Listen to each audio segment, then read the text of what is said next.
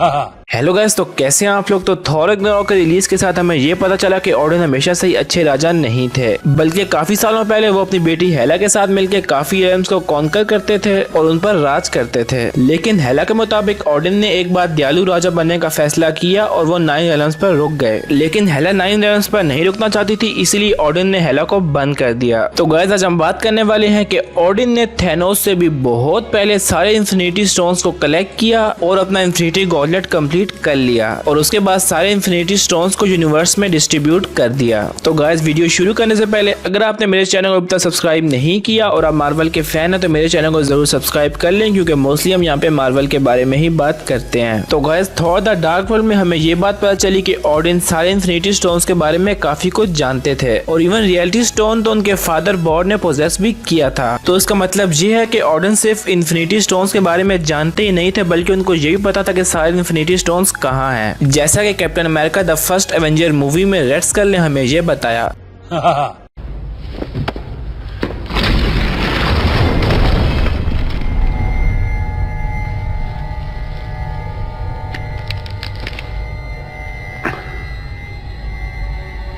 ये है टेसरेक्ट, जो ओडिन के खजाने का एक बेशकीमती रत्न था।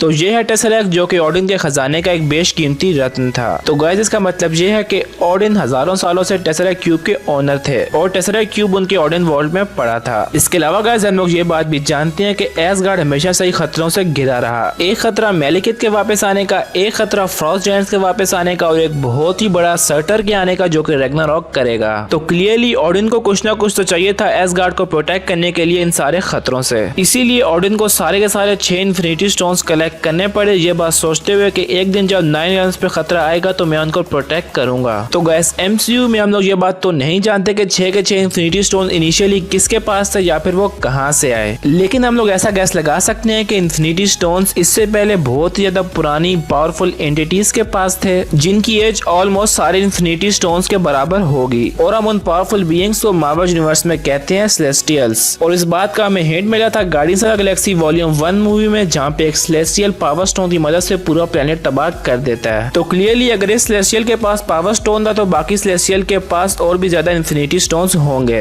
और अब हम जैसे कि guardians of the Galaxy volume 2 से ये बात जानते हैं कि पीटर का बाप ईगो भी एक सेलेस्टियल था, जो कि यूनिवर्स में लाइफ के लिए बहुत ही बड़ा खतरा था। तो अब ईगो द लिविंग प्लेनेट और उस सेलेस्टियल जिसने पावर स्टोन से वो प्लेनेट तबाह किया, हम ये बात एज्यूम कर सकते हैं कि इन दोनों के साथ साथ बाकी सेलेस्टियल भी खतरा थे यूनिवर्स में लाइफ के लिए और पॉसिबली 9 रेल्म्स के लिए। इसीलिए ओडिन को मजबूरन ये फैसला लेना पड़ा कि मुझे अब इन सेलेस्टियल के साथ फाइट करनी ही होगी, वरना ये लोग 9 रेल्म्स को भी तबाह कर देंगे। और उस टाइम ओडिन को सिर्फ एक इन्फिनिटी स्टोन की लोकेशन के बारे में पता था, यानी कि रियलिटी स्टोन। और ओडिन ये बात जानते थे कि रियलिटी स्टोन बहुत ही ज्यादा पावरफुल है और ये एक बहुत ही बड़ा वेपन होगा सेलेस्टियल्स के खिलाफ। इसीलिए ओडिन ने अपनी पावर, एसगार्ड के रिसोर्सेस, ओडिन फोर्स और रियलिटी स्टोन का यूज किया सेलेस्टियल को हराने के लिए। और अल्टीमेटली एक एक करके ओडिन ने उन सारे सेलेस्टियल को हरा दिया जिनके पास इन्फिनिटी स्टोन्स थे और वो अर्थ के लिए खतरा थे। और उसके बाद ओडिन के पास सारे 6 के 6 इन्फिनिटी स्टोन्स आ गए और ओडिन सबसे ज्यादा पावरफुल बीइंग बन गए यूनिवर्स के। और जैसा कि एक पुरानी इंग्लिश कहावत है, अल्टीमेट पावर करप्ट्स एब्सोल्युटली, यानी कि अनलिमिटेड पावर आपको करप्ट बना देती है। तो अब क्योंकि ओडिन के पास 6 के 6 इन्फिनिटी स्टोन्स आ गए थे और ओडिन यूनिवर्स के सबसे ज्यादा पावरफुल बीइंग बन गए थे, तो ओडिन ने आस्ता आस्ता सारे रेल्म्स को कॉन्कर करना शुरू किया अपनी बेटी हेला को साथ लेकर। लेकिन सारे रेल्म्स को कॉन्कर करते करते ओडिन को ये बात रियलाइज हुई कि वो सारे के सारे इन्फिनिटी स्टोन्स को पोजेस करने के बाद काफी ज्यादा करप्ट हो चुके हैं और उनके साथ साथ हेला भी काफी ज्यादा करप्ट हो चुकी है। इसीलिए उसी पॉइंट पे ओडिन ने यह कहा कि अब मैं और ज्यादा रेल्म्स को कॉन्कर नहीं करूंगा, बल्कि मैं यहीं पे रुक जाऊंगा। लेकिन हेला ने कहा कि मैं यहाँ नहीं रुकूंगी, मैं सिर्फ ज्यादा आगे जाऊंगी। इसीलिए ओडिन को मजबूरन हेला को कैद करना पड़ा हेल में। तो गाइस, अब आप यहाँ पे ये बात सोच रहे होंगे कि ओडिन ने सोल स्टोन कैसे लिया। सोल स्टोन लेने के लिए जैसे कि हमें रेड स्कल ने ये बात बताई कि बहुत ही ज्यादा भारी कीमत चुकानी पड़ती है। तो ओडिन ने किसको सैक्रिफाइस किया सोल स्टोन लेने के लिए? तो गाइस, ओडिन ने किसी को भी सैक्रिफाइस नहीं किया सोल स्टोन लेने के लिए थैनोस की तरह, बल्कि ओडिन ने सेलेस्टियल को हरा के सोल स्टोन लिया। और सोल स्टोन लेने के बाद ओडिन को यह बात रियलाइज हुई कि सोल स्टोन काफी ज्यादा पावरफुल है बाकी इन्फिनिटी स्टोन से।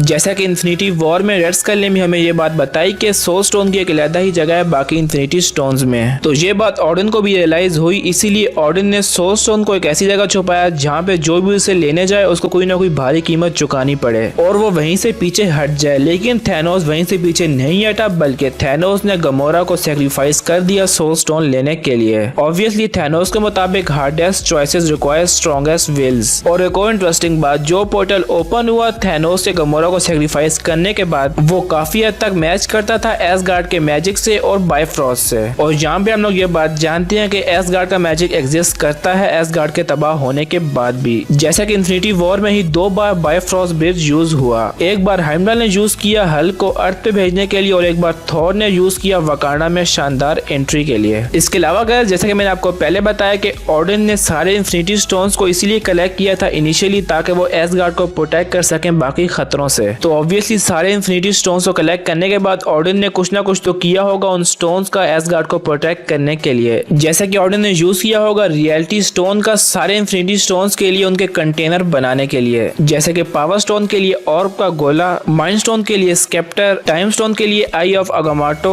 और स्पेस स्टोन के लिए टेसरेक्ट क्यूब। इसके अलावा गाइस, ओडिन ने कुछ इन्फिनिटी स्टोन्स का यूज किया एसगार्डियंस को पावर्स देने के लिए भी, जैसे कि बहुत बड़ी पावर मिली हाइमडाल को सारी सोल्स को देखने की। जैसा कि थॉर द डार्क वर्ल्ड में हाइमडाल ने यह बताया कि वो यूनिवर्स की ट्रिलियन सोल्स से भी ज्यादा सोल्स को देख सकता है और ऊपर से हाइमडाल की आईज का कलर भी सोल स्टोन के कलर से मैच करता है। तो क्लियरली ऐसा पॉसिबल है कि ओडिन ने हाइमडाल को ये पावर दी हो सोल स्टोन की मदद से। इसके अलावा जैसे कि हम लोग ये बात जानते हैं कि लोकी एक फ्रॉस्ट जायंट था और ओडिन ने उसको अडॉप्ट किया था, तो ऐसा पॉसिबल है कि ओडिन ने रियलिटी स्टोन और अपने मैजिक की मदद से लोकी को परमानेंटली कन्वर्ट कर दिया हो एक नॉर्मल इंसान में, जिस तरह के नॉर्मली एसगार्डियंस दिखते हैं। इसके अलावा गाइस, अगर हम बात करें टाइम स्टोन की, तो टाइम स्टोन भी मोस्ट प्रोबेबली ओडिन ने ही दिया था अगामाटो को, क्योंकि अगामाटो ही उस टाइम अर्थ का सॉर्सरर था और अर्थ को प्रोटेक्ट करता था डोरमामू जैसे लोगों से। इसीलिए ओडिन ने टाइम स्टोन इतने ज्यादा पावरफुल सॉर्सरर को दिया। इसके अलावा गाइस, थॉर की पहली मूवी से हमें ये दिखाया जा रहा है कि ओडिन के पास भी एक इन्फिनिटी गॉटलेट है, जो कि बहुत सारे लोग प्लॉट होल समझ रहे थे, लेकिन गाइस ऐसा नहीं है। वो गॉटलेट मोस्ट प्रोबेबली वो गॉटलेट था जो कि ओडिन ने यूज किया था 6 के 6 इन्फिनिटी स्टोन्स को एक साथ यूज करने के लिए। लेकिन ओडिन ने 6 के 6 इन्फिनिटी स्टोन्स को यूनिवर्स के डिफरेंट पार्ट्स में रखने के बाद गॉटलेट में फेक स्टोन्स लगा लिए ताकि वो एक मेमोरी रहे ओडिन के पास। इसके अलावा गाइस, और क्या रीजन हो सकता है ओडिन के पास एक इन्फिनिटी गॉटलेट रखने का अपने वॉल्ट में? मोस्ट प्रोबेबली ये वही गॉटलेट है जो कि ओडिन ने पहले भी यूज किया था सेलेस्टियल को हराने के लिए, और ये गॉटलेट भी एट्री ने ही फॉर्ज किया था, क्योंकि अगर एट्री पहली बार थैनोस के लिए कोई इन्फिनिटी गॉटलेट फॉर्ज कर रहा था तो वो एग्जैक्टली वैसा गॉटलेट क्यों बनाता जो कि पहले से ही ओडिन के पास था। तो क्लियरली एट्री पहले भी एक बार इन्फिनिटी गॉटलेट बना चुका है ओडिन के लिए और अब वो बना रहा था थैनोस के लिए, जिसमें कि मोस्ट प्रोबेबली एट्री ने उसमें कोई बग रख दिया ताकि जब थैनोस 6 इन्फिनिटी स्टोन्स को एक साथ यूज करे तो वो गॉटलेट खुद ही तबाह हो जाए। तो गाइस, ये थ्योरी यहीं खत्म नहीं होती, बल्कि ऐसा भी पॉसिबल है कि एवेंजर्स 4 में ओडिन की मदद से थैनोस के स्नैप को रिवर्स किया जाए, क्योंकि ओडिन एक ऐसी बीइंग है जो कि सारे इन्फिनिटी स्टोन्स के बारे में पहले से जानते हैं, तो वो वालहल्ला से थॉर रग्नारॉक की तरह थॉर को गाइड कर सकते हैं थैनोस के खिलाफ। तो दोस्तों, अब आपको कैसी लगी ये थ्योरी मुझे कमेंट सेक्शन में जरूर बताएं। तो आज के लिए इस वीडियो में इतना ही। अब मैं आपको उस क्वेश्चन का आंसर बता देता हूँ जो कि मैंने अपनी लास्ट वीडियो में पूछा था। वो एक ऐसा क्वेश्चन था जिसका मुझे आंसर कमेंट सेक्शन में एक भी सही नहीं मिला।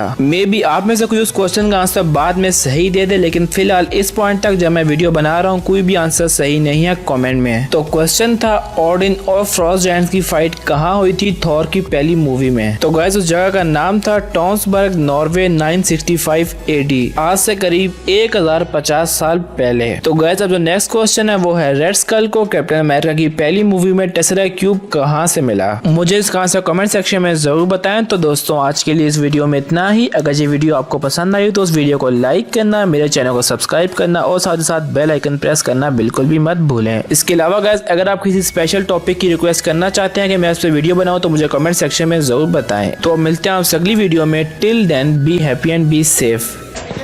गार्ड लोग इधर आने जाने के लिए सिक्योरिटी बैंड पहनते हैं, अब उनको वो मांगता है। वो मुझ पर छोड़ दो। सामने वो झंडू है ना, मुझे उसकी नकली टांग चाहिए। उसकी टांग? हाँ यार, उसके बदन के बाकी हिस्सों का अचार डालना है क्या? चलो ठीक है।